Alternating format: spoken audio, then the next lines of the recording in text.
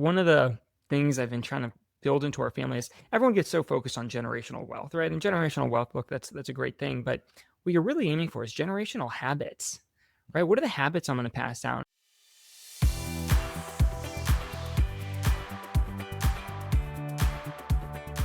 Welcome to Gap to Gig, the show for dads navigating the in-between season when work, identity, and priorities start asking different questions. Here we talk about what that season looks like and how to move through it with intention. I'm your host, Michael Jacobs, and my guest today is Jason VanDevere. Jason walked away from a path that most people would have taken without thinking twice. He had the opportunity to step into his family's successful auto dealership business, but instead chose to build something on his own from the ground up. Since then, he's built a $1 million product business around a planner he created, grown a real estate portfolio, and became a dad of soon-to-be 4 kids. But what stood out to me isn't just what he's built. It's how he talks about fatherhood shaping the way he works and the way he thinks about success. Jason, I'm really glad you're here. Welcome to Gap to Gig. Thanks for joining me. Yeah, thanks for having me. I'm looking forward to this today. Likewise, likewise. So I want to start back at that decision point because I think a lot of dads listening have felt some version of that tension, even if it looked different on the surface. Can you Mhm. take me back to that moment you decided to walk away from your family's business? What was going through your head at the time? There was a lot going through my head. So to give your audience here the background context for this, my dad's a car dealer here in Akron, Ohio. So if you ever come to Akron, Ohio, you'll see our last name all over VanDevere, Kia, VanDevere Cadillac, VanDevere Chevy. They've got 5 dealerships. So I was basically in line to inherit this portfolio of dealerships. And I was working there, learning the business, and I didn't enjoy it, which sounds like such a small thing, but I felt so frustrated showing up to work every day. I was good at it. It aligns naturally with my skill set, but every day I was just trying to reconvince myself on why I was doing it. And it's like if my family didn't have that business, I never would have chosen to work there, or I would have just left because I wasn't enjoying it. And I think what made that so clear to me when I was working there was seeing how much my own dad enjoyed it. So he loves the car business, and he's built an incredible dealership with values and a really great team. I'm not trying to be negative on his dealership at all because I didn't enjoy it, but if you show up at one of the dealerships and you see him there, you'll just be able to tell he loves it, right? Like you'll hear him if he's at that store because he's loud, he's excited. And growing up and working there, I always looked at that and knew that's what I want. I want a business that lights a fire inside of me. That's an extension of myself where I can be creative and have fun. And as I was working there, it just became very clear that it wasn't gonna be that place for me. But going back to your question of what was going through my head, I had a lot of fears, right? People would think I was crazy to turn down the opportunity. What if I failed? It would be embarrassing to come back if I left and then came back. So there was a lot going through my head at that time. I bet. Was that like you said there was a noticeable like passion about your dad, right? That you didn't feel that same thing. Do you think that was just a lack of interest in the car business itself, or was it more to it like that you didn't it wasn't your choice? Like, or is it something else Hmm. altogether? Yeah, I probably it I did choose to go there after college, where it wasn't like I was forced to. It was kind of assumed, but I by no means was I forced to do it. Uh, yeah, it didn't and it was hard for what probably made it hard is I was good at it. Me and my dad are very similar personality types. I'd say similar skill sets. Probably some of my best skills that I'm the most proud of all came from him and in watching him work. So it was hard for me, like, why aren't I enjoying it like he is? Right. And even when I was having the conversation with him to leave, I think probably he was there thinking the same thing, like, why aren't you enjoying this like I do? It's such a fun place to work.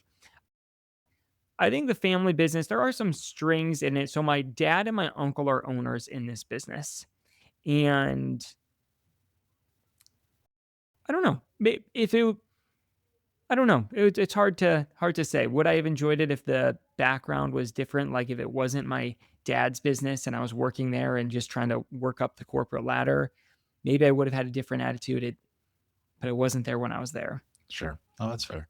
So obviously there's a lot of emotion around that of like, well, do I stay working with my dad, my uncle, or do I do my own thing? Like, I'm sure there's a lot going through your head, but And I also imagine part of that was the risk, right?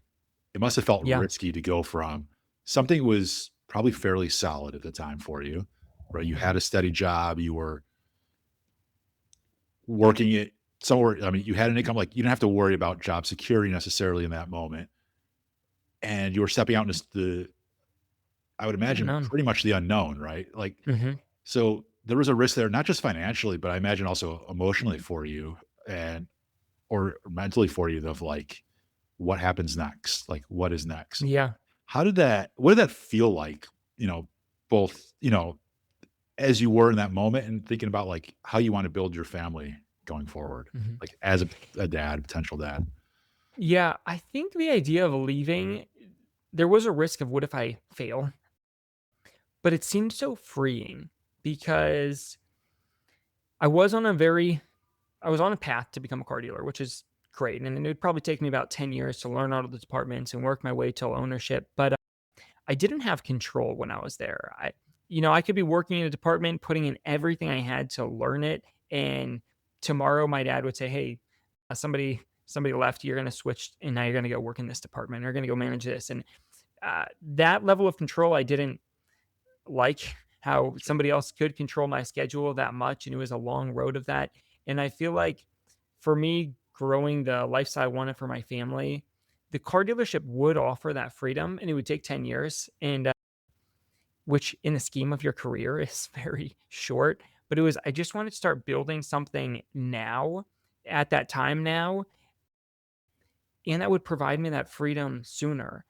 I still work a lot of hours now that I do have kids, but I do have the flexibility. If I want to stop, I can. I can choose my own hours. I don't have to ask for somebody else's permission. I'm building an asset similar to the dealership that I can pass down to my kids. But I think I wanted to prove to myself, but more importantly to other people, whether it's my own kids or other people in my group, that you can become successful in whatever you want. Like, other people looked at me and always would tell me like, "Oh, well, Jason, you're bound to be successful, right? Because your dad's a car dealer." And that's great. But I want them to realize, look, what makes you successful isn't that you just got lucky and had a car dealer as your dad. It's that you had the courage to go out and pursue something. Yeah. And I wanted to prove that to myself. I wanted to be able to prove that to my future family, to others. Hey, if you got a dream and you're willing to put in the work to make it happen, you can do it. I had the golden ticket and I walked away from it. Right. And then now we're at the same place. Yeah. Right. Yeah. I think that's like, to me, I'm an entrepreneur myself. I've had my own business for 20 something years now. And yes, it gives me a sense of control, right? Like Hmm. I choose the direction the business goes in, but I have to put in the effort to make it work, right? Like I have Hmm. to, like you said, you can't, or you can choose your own hours, but you can't necessarily neglect the business either, right? Like you have Hmm. to, it's a commitment, whether, you work for somebody else, work for yourself. But at the end of the day, the difference here is that you are the end of the line, right? Yeah. Right. But being the end of the line, yes, it comes with a lot of responsibility, but it also comes with a lot of other potential benefits if it's the right fit for you, right? Like It it does is. allow you that flexibility. It does allow you some creative control, not just in Hmm. your schedule, but in like how the business is run, how the business is designed, how you market the business, right? Because you are the end of the line, you get to make some of those decisions or have the last call on those decisions. And you could bring in other Hmm. people to help you with that, of course, right? Yeah. But there is this sense of like accomplishment that you can go after that's a little bit different than if you're working for somebody else. And entrepreneurship is not for everybody. I've seen Yeah. it, right? Like there are people that are just like, oh yeah, I'm going to start my own business. It'll be so easy. Like I can just go do this thing. It's like, but then they get into it like, oh, this is terrible. Like I don't want that responsibility. I don't want to be thinking about this at 2 in the morning or when I'm with my Hmm. family on vacation. I don't want to be thinking about this call I need to make for work, right? Or this email I need to Yeah. respond to while, I'm doing whatever. Like I'm riding elephants in India, but I need to respond to an email right now. That's not for everybody, right? Hmm. But It is. on the flip side of that, again, it can be very rewarding. It can Hmm. give you this sense of purpose if you find the right business for yourself, which it sounds like you've done the same, right? And it also then allows you to demonstrate for your kids what's possible, Hmm. right? And Yeah. Like you said that your kids have actually made you a better entrepreneur. Oh, And yeah. that's not how I think a lot of people tend to frame it, right? I don't Mhm. think a lot of entrepreneurs be like, "Oh yeah, my kids make me better entrepreneurs." Yeah, maybe they motivate you to work harder, but I'm curious, like, what changed for you after becoming a dad? Yeah, so when I started my business, I didn't have kids, right? So my life basically became working on my business, which at the time, maybe that's what I needed to do to get it going. But I was working all the time. Then when I did met my wife, that wasn't an option as we're dating. But when we had kids specifically, it's like I needed to have boundaries of here are my office hours. Here's how much money we need. My wife quit her job right away when we had our first child. And it's like, okay, I have to earn X amount of dollars. And now we have a schedule of here's how many hours I'm allowed to work each day. And that constraint has forced me to get more productive, to be better with my time because when I was single, I had the luxury. I could work around the clock. I could stay up till 3 a.m. working on maybe they're high payoff activities, maybe they're not. I could try 20 different things and give up on 19 of them and whatever. But now it's like I don't have that luxury. Now it's I only have this many hours. I have to be productive with them. I have to make a decision. This is what I'm going to do. I have to execute it. And I think for me, that has made me so much more successful. And before kind of another level to this, before I had kids, all of my work, all of my drive was coming from a very selfish place of an ego, right? I wanted to prove I could. I wanted to show my worth. And when you have a wife and kids that you need to support, all of a sudden there's an actual purpose behind all of your goals. I'm not doing this for me just to show how great I am because the need to prove yourself, maybe it'll drive you into action, but it did not lead me to the most sufficient action. It was for wife and kids, it's I have to do this. This is a driving force that's much greater to allow me to push myself to activities that push my comfort zone. Yeah, I you put that so well of this purpose, right? Mhm. As dads, we feel we have this purpose when our kids come into the world. We feel we have this purpose when we find that right partner, that right spouse, right? But there is definitely a shift.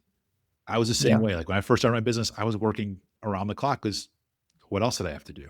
Right. And to me, it Mhm. was like, this is it. That is my business is my responsibility. Yeah. But it becomes a lot more personal when you build a family. Like Yeah. you said, right? Like now you have to choose how are you going to spend your time? Like the calculus totally changes, right? Because Mhm. now you need to be there to support your spouse as you're raising your kid. If you're fortunate enough to have a spouse while you're raising your kids, right? Or if you're on your own, it's like, okay, now it's my parenting time, I need to be there for my kids. I need to show up for them, but I also need to earn a living too.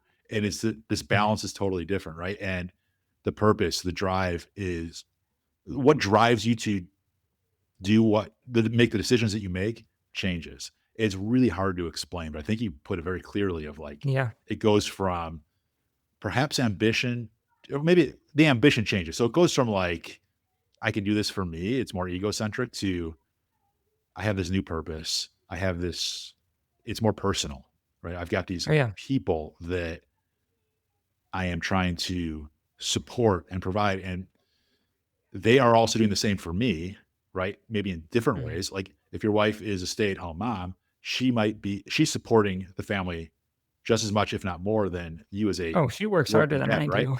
Yeah. Like, but you're Yeah. supporting in different ways, and you both Right. need each other to do that. But your purpose for running your business is much more personal when you Yeah. partner up when you have those kids. And I just love how you put that. Yeah. I wanna add, because one more thing that I feel like you made me think of is, well, being less selfish just helps you be a better business owner, and kids force you to be less selfish. Yes. I used to think me being a business owner made me a better dad, right? And maybe that is true. Being a business owner has forced me to get disciplined and organized and communication increase my communication abilities, which has helped me at the home. But I feel like being a dad, it gives me the skill sets to be a better business owner. It's like when you're a dad, you you keep just giving to your kids. You give and you give and you give to them when you're exhausted and you feel like you've given everything and it's the middle of the night and you have a big day the next day. If they're crying, I'm going to get up and I'm going to go help them, right? Like you just keep giving. But when I can strengthen that muscle to just keep giving, that's what makes me a better business owner. Is when my customers, when I feel like I've given to them, I've given to them, I've given to them, and they're still asking for more, it's like I'm just going to keep doing it. When I'm talking with like employees or vendors I'm working with, your own team, it's like I'm just giving to them. I'm giving to them, and I think that's the muscle that being a dad has helped me strengthen. Is this isn't all here to just serve me. I'm here to serve them, and that comes from learning to be less selfish, which I wouldn't have considered myself a selfish person until I had kids, and then I realized, wow, I got a lot of room to improve in this area. Yeah, kids will set you straight real fast. Right? Yeah. So, if we flip this narrative around, what is something that you maybe believed about success before you had kids that you kind of had to unlearn? Right? Because you learned that you need to be there's no kind of limit to your giving, right? But what's Mhm. the was there something you were doing before that you had kids, you're like, "Yeah, that's not gonna work anymore. That's not the right Yeah. way to move I forward." think before I had kids, probably I thought the greatest thing I'd ever do with my life was grow a big business. And if I grew the business, that would just make everything else in my life fall into line. When you have kids, and it became very clear the greatest thing I'll ever do with my life is be the father to my kids.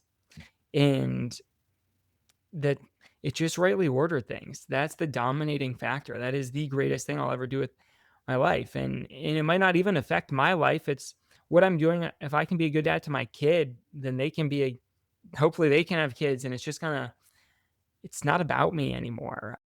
It's such a smaller part. So that was probably the biggest shift. And just to like tie this back, and I realized this more after having kids, to the dealership. So my great grandpa started that business, and he had this big success story. He came from nothing, ran away as a kid, and whatever. He started bought multiple car dealerships and became successful. But because my great grandpa did that, it's completely changed the trajectory of my family's legacy for generations now. I mean, my dad and uncle have it. My uncle he has 8 kids who are planning on going into the business. So not all of them. 6 of them are planning on going into the business. My dad has 6 kids, so we all almost equally had a lot of kids going into the dealership. So again, lots of layers to a family business. But because my grandpa went out and pursued his dream, it changed his son's life, my dad's life, my life, even my son's life has been changed because my grandpa went out and pursued his dream. And now it's like me starting my business, I'm not just doing this for me. I'm doing this for hopefully my grandkids are going to be affected by me going out and change and building something that maybe they'll pass down my real estate portfolio. My great grandkids will be managing it one day. So it just helped put things in perspective. It's not about me. Never was. I love that. You I couldn't nod any harder or my head would fall off. Like, I in total agreement with everything you said. It's the same experience to me. Like you said, it reorders things for you, right? When you have Mhm, kids. And I too thought like my greatest purpose in life was to build the biggest, most successful company that I could. And I quickly realized once I had kids, that wasn't the purpose, right? Like it mhm, is to me, my purpose, my meaning in life is to raise a family that will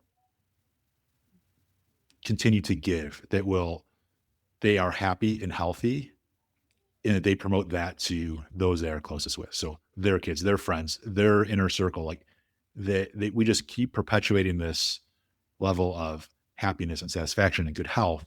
To me, that is what I work towards. That is what I look mhm, forward to. And so that is what kind of helps me make those decisions of, is it work or family time? Like what makes the most sense in that moment? What is going to be best for those I care about most? Right. And I think mhm, it took me a long time to get there. And without kids, I'm not sure I ever would have gotten there. Right. But having these legacies that you can pass on, your legacy can be a lot of different things, right? The oh, legacy yeah. can be financial, it can be partially, it can be emotional, it could be ex- exposing opportunities to your family, right? Of like your kids might not know what certain things are, but you start to show them what opportunities there are in this world. the world is bigger than the kind of the zone that we live in. Like, we Mhm. know what our house looks like. We know what our home looks like. We know what our school looks like. We know what our town looks like. Maybe we visited a couple other towns, but there's a whole world out there of different opportunities. People that are solving different problems, people that are pursuing different dreams, things that we would never even know about or consider, right? And for us, it's like, yes, I'm in a very fortunate position that I can think about my legacy being of happiness and health and things like that. But there's probably fathers out there that their legacy is putting clean water in their family for the next, multiple Yeah. generations, or having more structure or education provided to them so that their kids can then build the next set so they can Yeah. start to, pursue bigger and broader dreams. Yeah. So it's Well, and I think that brings up a good point because I feel like one of the things I've been trying to build into our family is everyone gets so focused on generational wealth, right? And generational wealth, look, that's a great thing, but what you're really aiming for is generational habits, right? What are the habits I'm going to pass down? And if I look at like so many of the habits that I was taught from my dad, he points to our great grandpa Rudy, who started these dealerships. It's like they still reference this guy all the time. I never even met him. And it's like, well, Rudy said to do this and Rudy said to do that. But it was really good foundational habits of this is how you live a disciplined life. This is how you work really hard. But those are the habits that allowed them to succeed for 4 generations with a family business. But it's also allowed me to go out and start something outside of that business is it's generational habits. And they don't have to be entrepreneurial focused, but what are those habits that you're going to build within yourself so that you can pass them down to your kids? Yeah, absolutely. Uh, and it's interesting, like what habits do get passed down, right? Because Lots of bad ones too, and you're right, I didn't escape that. Yeah, right. I yeah, mean, certainly you want to focus on the good ones, but we also have to right. recognize, like, sometimes we need to break some of these habits. Mhm. I understand it. So part of these habits, and I think for you in particular, at some point, it seemed to me like you had questions of work and life. Like, how do you put those in alignment? What's your work life balance like? And you figured out for you, like, you started your own business, you pick and choose your hours, right? But there's always this question of, well, how do I show up for work and also show up for the people that matter to me, right? Yeah, How am I active and present as a father, but also how am I active and present in my business? You seem like you've found some harmony for yourself to some degree, at least. Where do you yeah, think what's worked for you, and kind of where do you think most dads might be struggling with this? right. Yeah, I think and I'm gonna speak mostly for entrepreneurs here, but I think this can apply for people who don't have their own businesses. A lot of times people think their work or their business is the end mean or the end, right? Yeah, that's the end, and they build out their goals towards that. And when really our business should be the means, not the end, right? The lifestyle we want should be the end. And where this all started is I mapped out this is the lifestyle I want. Here's how many hours a week I want to work. Here's the type of money I want to make. Here's the freedoms I want this business to give me, the type of connections I want it to make. And then once I map that out, then I can make the business that'll be the means to fulfill that. If you flip flop those, if you make your business the end, you often succeed, right? It completely overtakes your life. And then there's no work life balance because the business is the end. So I think for dads, it's really getting clear on what's the lifestyle you want and outlining that. How many hours a week is it? Because then that becomes a constraint. And constraints, they allow you to get more creative. I, when I'm working with my coaching clients, I talk a lot about how structure equals freedom. Like when you have structure, it gives you the ability to have freedom, and maybe that can be a long side tangent, but it's given me clarity when I'm growing my businesses. If if my work is starting to expand out of the work time that I want to allocate towards it, I need different systems. Like I had bought, I can't remember if I had mentioned to you the other day, I have rental property. So I have 34 apartments and I had 10 apartments, and 3 years ago, I bought this 24 unit building. So there was a lot more work that all of a sudden was demanded.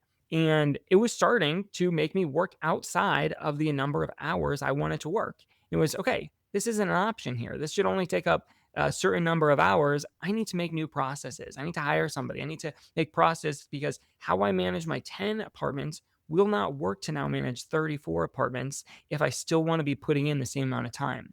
Now, if I didn't have that clear picture of here's the lifestyle I want, I'd probably be on a call with one of my tenants right now.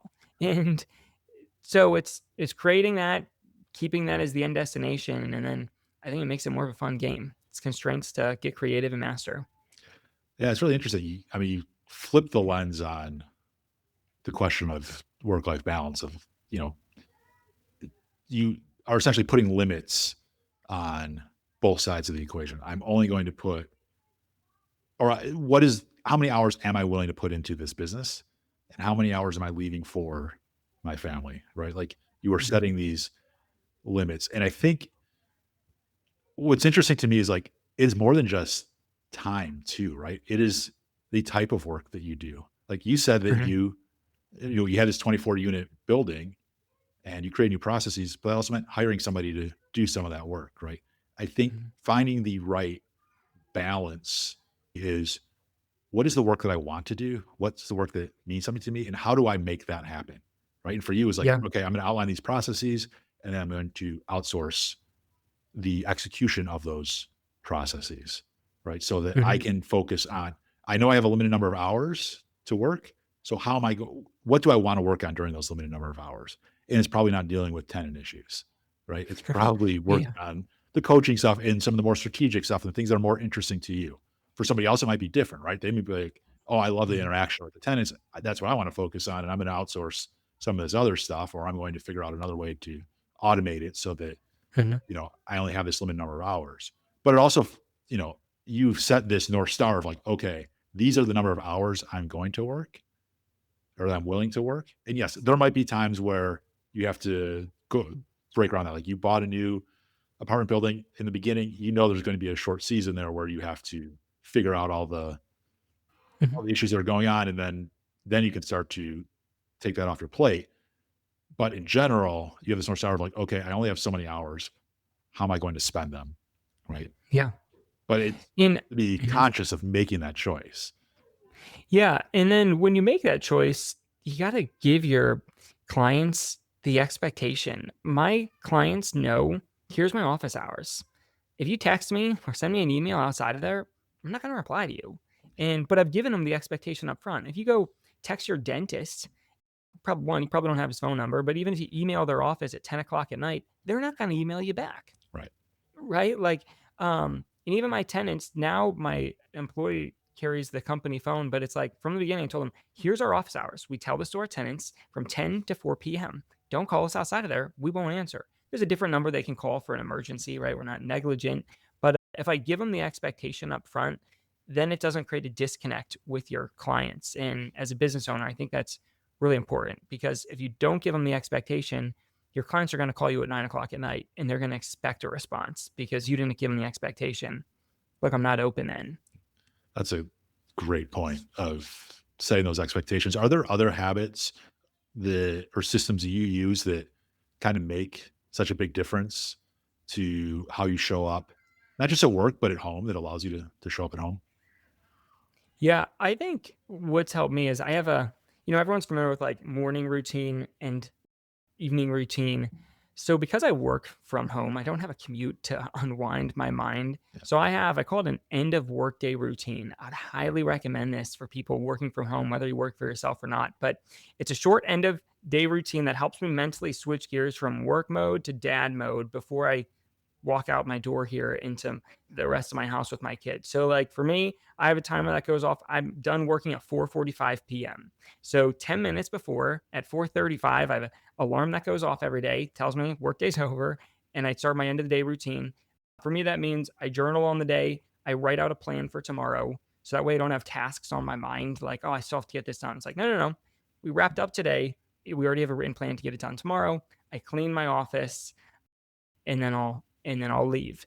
And it just helps me show up as a dad because otherwise, if I just step out of the office, I'm still trying to solve the problem I was just looking at a minute ago, and now my kids come, and so that's been a huge help for me. I used to do maybe I'll get into this again. I used to have an ice bath. Have you had anybody on your show who's gotten into the cold plunges? No, I do have a good friend that Yeah. is a big My cold plunge broke, and I haven't gotten another one. And with our kids, I don't know if we want it around now, now that they're getting older. But I would do that in between work and when I'd leave my office. Is I'd go do a cold plunge, and that thing would clear your mind. You can't be thinking about your client while you're in the ice bath. It's so cold, but right. then it would completely clear my mind. I'd have a bunch of energy, and I was like, I was ready to show up and be there with our kids. So experiment, find what works, but I think you have to create a boundary for mentally transitioning. Yeah. I love that idea of having this end of day routine to help you switch Mhm. between work mode and home mode, especially working from home, right? Because the physical space is one and the same. Yes, you might be in a separate room. And so you've got that like physical reminder of, yeah, I'm not in my office anymore. I don't need to work, but you didn't go anywhere, right? You Mhm. didn't get in your car. You didn't go outside and walk. Like you just went from one room to the next, and having a way to clear your mind a bit, it better serves not just yourself, but your family, right? Because now Mhm. you can give them your more full attention because your mind Yeah. is clear. And it's not easy. Like I probably struggle with this myself of like, okay, end of the workday. Now it's time to, you know, leave my office, which is in my house, and go into another room and catch up with the family and start dinner and take kids to their activities, whatever it may be. Right. But it's like, I'm kind of still thinking about work sometimes. Like there's this one Mhm. thing I need to finish up, and that's going to be on my mind until it's done. But having a routine to help clear that out, I think it's brilliant, right? It's just like Yeah. it's useful. Yeah, and I don't work after I leave then, and I think that boundary has been helpful. It's like I leave the office and I'm done. It's not like, "Oh, I'm gonna send some more emails later tonight." It's like, "Nope, I'm done. I'm not even checking my email." And I mean, that's the expectation I've created with my wife, so there'd be a big expectations gap if I didn't fulfill on that. Sure. But, again, the constraint, it helps you be more productive during the day, and I will add in, I'm a big fan of timers. If I didn't have the timer to go off for that end of the workday routine, I wouldn't do it. It's gotta go off, and it goes back to what I mentioned earlier, structure brings freedom. It's most people wanna be able to have an end of workday routine where it's like, "Yeah, I'd love if I could sit and journal at the end of my day and mentally unwind," but they don't do it. Right. Uh, and I'm sure there are some, but, like, that's where I need the structure. I need the alarms. That structure gives me the freedom to do what I actually want to do, Right. and it's freeing. I Yeah. get to journal, Absolutely. and show up as the person I wanna be. Right. And do you have on the flip side of that, like you don't do work after work hours. Mhm. Does family time ever bleed into your work time? Or is that also have you set up boundaries or limits there where everyone knows like 8:45 to 4:45 or whatever the hours are, like if you're in the office, you're working. There is no Mhm. disruption there. Yeah, the kids don't come in. My wife doesn't come in. I mean, she's allowed to knock on our door, but they know this is not the place for them. But I would say part of the reason I wanted my own business was so that in the middle of the day, if my son's got his Christmas carol in the middle of the day at preschool, it's like I'm gonna go to it. So I still go to a lot of family events that do happen in the middle of the day. But as far as when I'm in my office, this is not. Uh, yeah, there's a good boundary there. They do not come in here, but I still have the freedom to rearrange my schedule. Yeah, absolutely. So you looking back at our conversation in its entirety and kind of your journey, like you figured out for yourself that you wanted a new path, right? Like Mhm. selling cars was not your thing. It just Mhm. wasn't you, right? And so you were like, I want to do something different. If someone else was exploring or testing a new path without kind of blowing up their current responsibilities, how would you suggest they go about that? Yeah, so I'm gonna give 2 steps here for them. So, I think the first step to get clarity on what you wanna do with your life is you gotta start to dream. I'm gonna explain what I mean by dream, but I dream every single day. It's something built into my schedule. I go into my basement, I put on my headphones, listen to music that gets me excited, and I just pace around and dream about the life that I want. And And what I mean by dreams, and you'll see why this connects, is I want to compare dreams to goals really quick so people understand the context here. Everyone's probably familiar with the concept of goals, right? When you set a goal, there's the whole SMART goals. It's something specific, measurable. It's something you actually plan on doing. Yeah. When you're dreaming, you're simply asking your heart, what would I love to do? What would I love to experience? And you dream without limits. There's things you may or may not actually do. You might dream of owning your first house. You might dream of owning a house in every single state. Both are great dreams. You just ask your heart, what would I love to do? What would I love to experience? And by dreaming every single day, it gives me two things. It gives me clarity on what I actually want to do with my life. I have some dreams come up that I might dream about once or twice, and then that dream kind of passes. Or I have other dreams that I can dream about again and again and again for weeks, and it just lights a fire inside of me. And it gives me clarity. This is what I want to do. And the second thing it does is it gives me motivation because it becomes so clear in my head. Now I have the courage to go out and act on it because I can see how these actions are directly connected to creating this dream life that I want. And lots of times, well, and why this is important is once you have dreams, then you can set goals that are aimed at making those dreams happen. Your dreams will give your goals purpose and they'll give you purpose within your life. However, you can still set goals without dreams. But then they're not aiming at anything. They have no meaning because a problem with goals is you can set a goal to do anything you want, Yep. right? You could set a goal today to write a pop-up book about penguins and you could just go do it and make a plan and execute it. But if that's not aimed at a dream of yours, I'll tell you, Michael, that's a complete waste of time. So if you don't dream, you don't have any meaningful goals. And if you don't have any meaningful goals in your life, you end up in this place that I call survival mode, Yep. where you're just working to survive. You don't have anything. So going back to the dad who might want to start a business, start dreaming every single day. You're gonna have these dreams, then you can set goals. It'll fill your life with purpose. It'll get you clear on what you actually want to do with your life. Now, the second part of this question is once you start to clarify what you want to do with your life or the business idea or career, go find someone who's already done it and ask them how they did it Yeah. and meet with them. And I've got a whole bunch of strategies for that. But I had a mentor of mine when I was first starting my business. He told me, he said, Jason, the shortest distance between 2 points is a straight line, right? So whenever you want to do something, the easiest way to do it is find someone who's already done that and just ask them how they did it.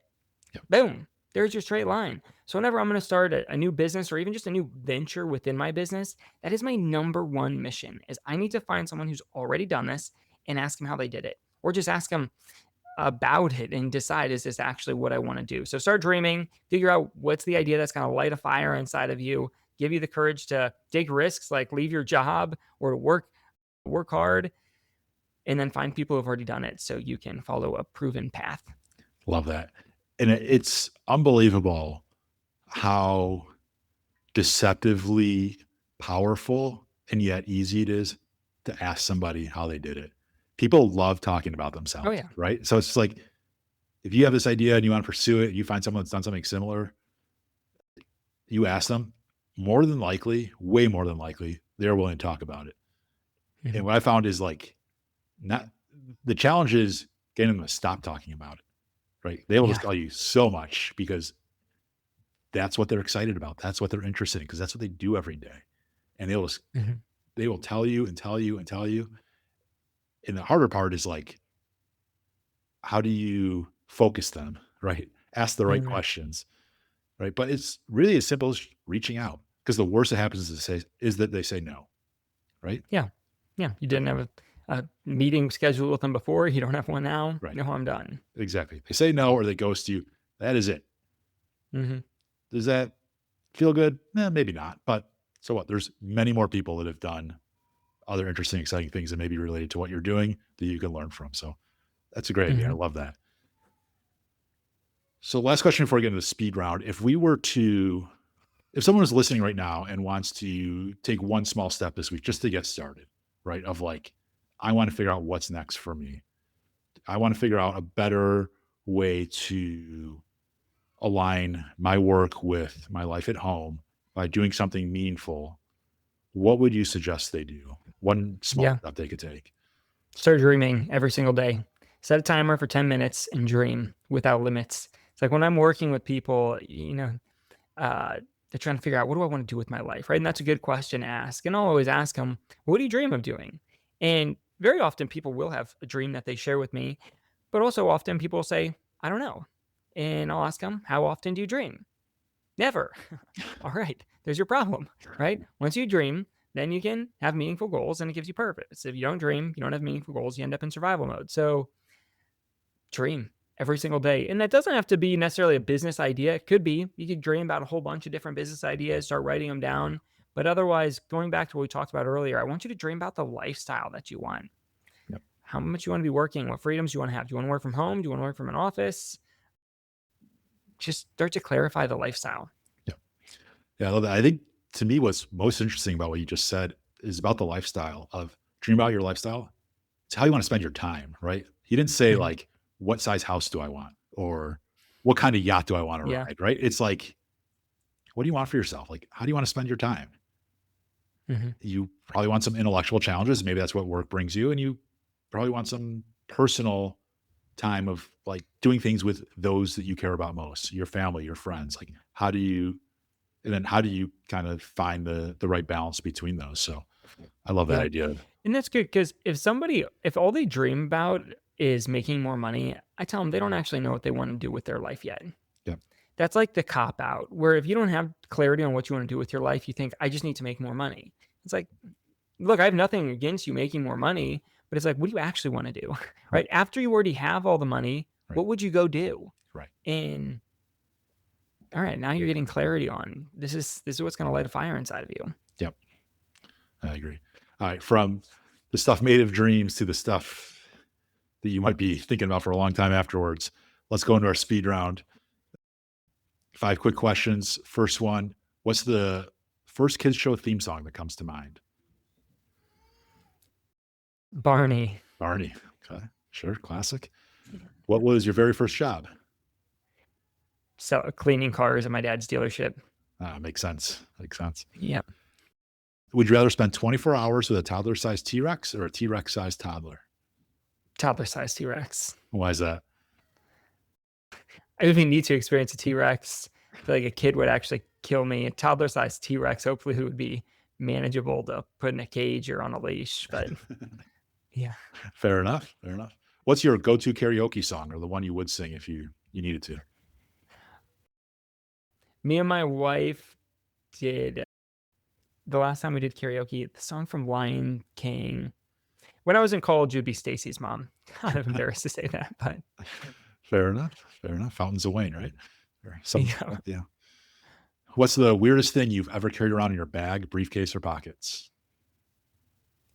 Um, that I always carried around.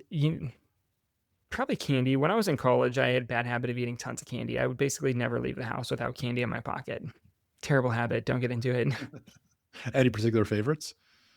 Skittles. Skittles. Okay. I would have a bag of yeah, or just fill up my pocket of my dress shirt with Skittles. I mean, I could be at a wedding and I'd have Skittles with me. I don't know. Always prepared. Always. Yep. Well, Jason, before we wrap up, I want to give you the floor to point people to anything you're working on or anything that could help them take that next step. Where should people go and what should they check out? Yeah. So my business is called Goal Crazy. So I have these planners that help people clarify what they want to do with their life and then make a plan to accomplish it. And then so they can find that at goalcrazy.com or on Amazon. They can check out my planner if they search Goal Crazy. But I wrote a book. It's called Dream Driven, the step-by-step process to discover your perfect business idea and launch it this year. And if guys are really curious about starting a business like that, check out that book. It's on Amazon. You can get to it on my site, goalcrazy.com, but it'll be a good resource. I did put together something free because of this chat. I have a free PDF that it's my idea to profit blueprint. If someone's really curious on how to map this out to have a business plan, if they go to goalcrazy.com/blueprint, they can download a free PDF that'll take them through some exercises that'll help them start with clarifying their dream lifestyle. What's the business that'll do it? How am I going to validate it? And how I'm going to launch it. So that's goalcrazy.com/blueprint. Love that. Thank you so much, Jason. I'll put all those links in the show notes. Make sure to check out that book, Dream Driven. I think a lot of dads are going to see themselves in a lot of parts of your journey, especially that tension between building something, continuing to build something, and being present at home. Mhm. And I appreciate the practicality of how you accomplish that, right? And you do it from a sense of purpose. Like that clearly, I think that is like the word of the day, right? Of like, why are we doing these things? If we're just doing it to make money, that's really not why we're doing it. We're doing it for Yeah. something bigger than that. We're doing it for others. And it's just so relevant in today's day and age. So, Jason, thank you again for being here. I really appreciate it. And finally, before you go, if you're a dad listening to this and you find yourself in between navigating a season that feels different, head to gap2gig.com and subscribe to the Gap to Gig newsletter. It comes out every Friday and it's a quieter space to reflect on work, life, and what really matters right now. And if this conversation resonated, please consider sending it to another dad who might need to hear it. Until next time, I'm Michael Jacobs. Thanks for showing up and listening to Gap to Gig.